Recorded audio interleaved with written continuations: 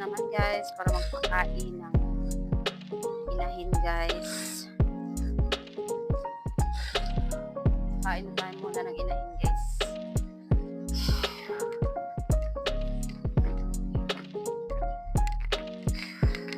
Uy! Sud! Sud! Sud! Sud! Ang mga biik. So, tatlo na lang pala yung natira natin biik guys. Nang talaga ay iguan muna natin ito.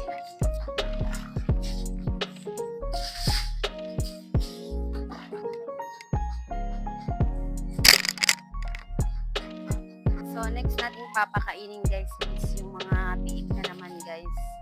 So, ayan, tatlo na lang pala silang natira guys. So, magiging dalawa na din sila kasi merong mamaya may bibili na naman guys na isa. So, yung dalawa, amin na yung dalawa guys. Papalakihin namin yun guys.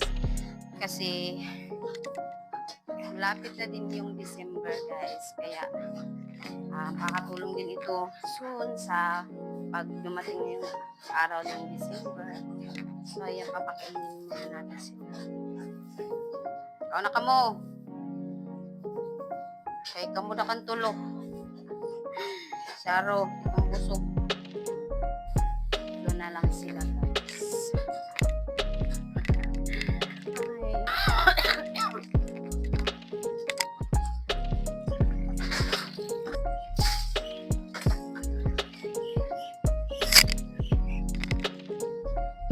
Mataba na talaga ako guys kasi medyo matagal-tagal na ako hindi nakapag-workout talaga na tunay.